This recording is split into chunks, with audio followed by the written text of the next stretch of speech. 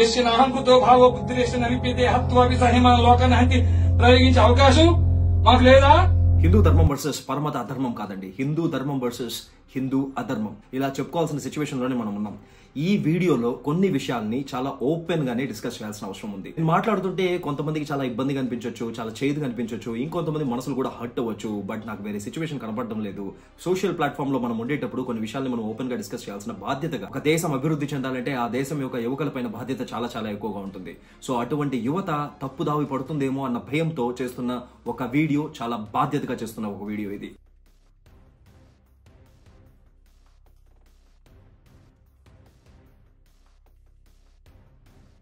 Chilakuru Balaji temple ప్రధాన అర్చకులు. ఆయన ఇంత గొప్పవాడు, అంత గొప్పవాడు, ఎన్నో విషయాలు చేశాడు, హిందూ ధర్మం కోసం, పరిరక్షణ కోసం పోరాడుతున్నాడు, అదంతా కూడా పక్కన పెడదామండి.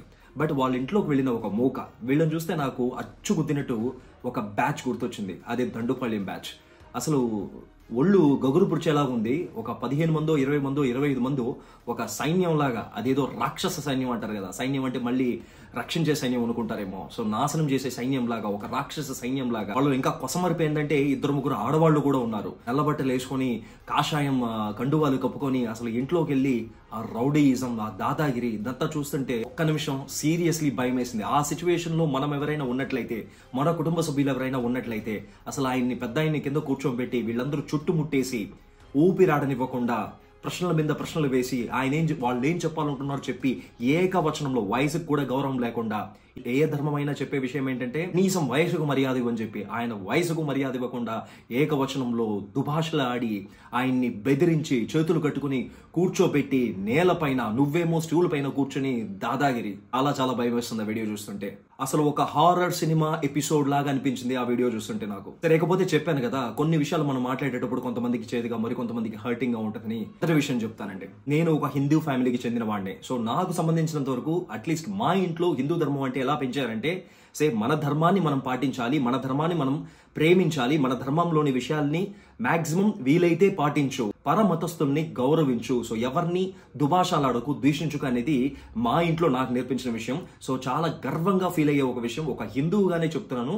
నాకు తెలిసి మెజారిటీ ఆఫ్ హిందువుల ఇళ్లలో ఇదే విషయాన్ని చెప్పి పెంచుంటారు. సో అందుకనే ఈ రోజు భారతదేశం ఇంకా కూడా తల ఎత్తుకు ఉంది. ఇన్ని మతాలు, ఇన్ని కులాలు ఉన్న మెజారిటీ అనే హిందువు ఇతర మతాల పైన, మరీ ముఖ్యంగా మైనారిటీస్ పైన వాళ్ళు ఇచ్చిన స్వేచ్ఛ, వాళ్ళు ఇచ్చిన గౌరవం వల్లే ఈ రోజు ఇండియాని సో కాల్డ్ సెక్యులర్ కంట్రీగా పిలుచుకున్నాం. ఇంకా చెప్పాలంటే ఇండియా సెక్యులర్ దేశమే కాదు. దీని గురించి నేను ఒక వీడియోను కూడా చేయడం జరిగింది, కొన్ని ఆధారాలతో. చూడకపోతే ఆ వీడియోను చూడండి. ఇలాంటి పరిస్థితుల్లో ఈ రోజు జనరేషన్ మార్పులో భాగంగా కొన్ని విషయాలు ఇంకా చాలా చాలా భయాన్ని కలిగిస్తున్నాయి. మరీ ముఖ్యంగా చెప్పుకోవాలంటే రిలీజియన్ ని ఫాలో అవ్వనోడు, అసలు దేవుణ్ణి సరిగ్గా భక్తితో కొలవనోడు కూడా ఈ రోజు ఫ్యాషన్ అనే పేరుతో బైకుల పైన హనుమాన్ యొక్క ఒక ఫోటోని వేసుకుని తిరుగుతున్నారండి. ఆ ఫోటోని నేను ఇక్కడ మీకు డిస్ప్లేలో చూపించడం కూడా నాకు చాలా బాధగానూ ఉంది. ఒక పక్క ఆ ఫోటోను వేయాలంటే భయంగానూ ఉంది. ఏ ఫోటో గురించి మాట్లాడుతున్నానో మీకే అర్థమవుతుంది. కండలంతా తిరిగేసి, కళ్ళు ఎర్ర చేసి, కాషాయంతో నిండిపోయి, ఒళ్ళంతా నిండిపోయి, ఆయన ఏదో క్రూరంగా, చాలా కఠినంగా ఒక ఫోటో ఉంటది హనుమంతుల వారిది. ఆ ఫోటోని బైకుల పైన, కార్ల పైన ఈరోజు యువత ఏదో క్రేజీగా తీసుకొని తిరిగేస్తున్నారు. మరి దీన్ని చూసిన కొంతమంది ఛాందసవాదులు ఏమని ఫీల్ అయిపోతున్నారంటే, అరే కేవలం ఈ జనరేషన్ వాళ్ళకైనా హిందూ మతం పట్ల గౌరవం కొంచెం ఎక్కువగా ఉంది, దానికని చూడు హనుమంతులు వారి ఫోటోని వేసుకొని తిరుగుతున్నారు, రాములు వారి ఫోటోని వేసుకొని తిరుగుతున్నారని చెప్పి. ఇక రాములు వారి ఫోటోని అయితే ఏ విధంగా మార్చేశారు, ఆయన వేషధారణ ఏ విధంగా మార్చేశారు, చాలా క్రూరంగా జుట్టంతా ఇరబోసుకొని, ఆయన రాముడిలాగా లేదు, ఒక యాంగిల్లో చూస్తే రావణాసురుడిలా కనిపిస్తున్నాడు. రాముని పటాన్ని మార్చేశారు. ఒకప్పుడు రాముల వారి పటాలు చూసారా మీరు? పాత పటాలు చూడండి. ఒకప్పుడు హనుమంతుల వారి పటాలు చూడండి. హనుమంతుడు కోపంగా ఉండే పటాలు ఎన్నో ఉంటాయి, బట్ అందులో కూడా ఒక ప్రేమ, ఒక కరుణ ఉంటుంది. ఎక్స్ట్రీమ్ అయిన ఒక ఫోటోగ్రాఫ్ హనుమంతుడు. సో ఆయన యొక్క భక్తిని చూపించడానికి గుండెల్ని చీల్చి లోపల సీతారాముల్ని చూపిస్తాడు. సో అది ఎక్స్ట్రీమ్ ఆయన యొక్క భక్తి అని చెప్పుకుంటే, ఆ భక్తిలో ఎంత గొప్ప కరుణ, ఎంత గొప్ప డివోషన్ కనిపిస్తుంది. ఆ ఫోటోని ఈ ట్రెండ్ కి అనుగుణంగా వీళ్ళు మార్చేస్తే నా ఊహకు కూడా అందట్లేదు ఏ విధంగా మార్చేస్తారో అని చెప్పి. నేను ఖచ్చితంగా అయితే ఒక విషయం చెప్తానండి. ఈ రోజు ఆయన అర్చకులు వాళ్ళ ఇంట్లో వెళ్లి వీళ్ళు దౌర్జన్యం, దాదాగిరి, గుండాగిరి చేశారు కదా, వీళ్ళకి హిందూ ధర్మం పట్ల ఎటువంటి అవగాహన లేదు. ఏంటి ఇక్ష్వాకు కుల వంశస్థుల వీళ్ళు?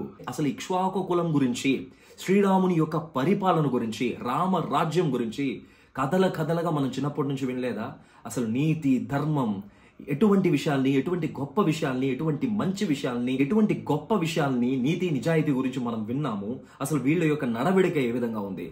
బొట్టు పెట్టుకున్నంత మాత్రాన, కాషాయ వస్త్రం ధరించినంత మాత్రాన 4 మంత్రాలు 4 డైలాగులు చెప్పేస్తే నువ్వు హిందూ మత రక్షకుడివా? హిందూ మతాన్ని రక్షించాలంటే ఈ విధంగా చేస్తేనే రక్షించబడుతుందా? ఒక్క విషయం చెప్తున్నా, ఆదియు అంతము లేనిది సనాతన ధర్మం అని చెప్తారు. నేను నేర్చుకున్న విషయం ఇదే. హిందూ మతం పైన ఎన్నో ఇన్వేషన్స్ జరిగాయి, ఎన్నో ఫారిన్ ఇన్వేషన్స్ జరిగాయి ఈ మతం పైన. బట్ ఈ రోజు ఇప్పటికీ కూడా మెజారిటీగా భారతదేశంలో తట్టుకుని నిలబడి ఉందంటే ఆ మతంలోని, ఆ ధర్మంలోని గొప్పదనం. ఇటువంటి మతాన్ని మీరు రక్షించాలంటే దానికి మార్గము పుట్టి పెట్టేసి కండువ కప్పుకొని బైక్ మీద చాలా క్రూరంగా ఉండే దేవుళ్ళు అని చెప్పాలంటే కూడా నాకు భయంగా ఉంది వీళ్ళ గురించి. సో చాలా క్రూరంగా, భయంకరంగా ఉండే వాళ్ళ రూపాల్ని ఫోటోలుగా వేసుకుంటే జై హిందూ అని చెప్పేస్తే సరిపోదండి. మీరు నిజంగా హిందూ మత రక్షణకై పనిచేయాలంటే హిందూ మతంలోని ధర్మాన్ని సరిగ్గా పాటిస్తేనే సరిపోతుంది. ఆ ధర్మం ఏం చెప్తుంది అని చెప్పి మళ్ళీ నన్ను అడగండి. పుస్తకాలు చదవండి, మంచి మంచి పుస్తకాలను చదవండి. హిందూ మతం యొక్క గొప్పదనం, ఆ మతం యొక్క సారాంశం ఎట్టి గొప్పదో మీకే అర్థమవుతుంది. ఇది చేసి ఫైనల్ గా ఇంకొకసారి చెప్తున్నాను, మన యంగ్ జనరేషన్స్ కి మీరే భావి భారత పౌరులు. మీరు హిందూ ధర్మాన్ని పాటించాలనుకుంటే దేవాలయాలకు వెళ్ళండి, మంచి వస్త్రధారణ చేయండి. మన యొక్క ట్రెడిషనల్ వాల్యూస్ ఉన్నాయి, చాలా గొప్పది. ఈ రోజు మనం వదిలేసి దాని ఫారినర్స్ ఎంతో మంది, తిరువన్నామలై టెంపుల్ కి వెళ్ళి చూడండి, ఎంత మంది ఫారినర్స్ పంచెలు కట్టుకొని, చీరలు కట్టుకొని, అందంగా బొట్టులు పెట్టుకొని, మీరు చేసేలా కాదు, చాలా చక్కగా బొట్లు పెట్టుకొని ఎంత హ్యాపీగా ప్రశాంతంగా దర్శనం చేసుకుంటారో ఒక్కసారి తిరువన్నామలై లాంటి టెంపుల్స్ కి వెళ్ళి చూస్తే మీకే అర్థమవుతుంది. ఎవడో పాటిస్తున్నాడు, మన మతాన్ని మనం పాటించుకోవాలి కదా.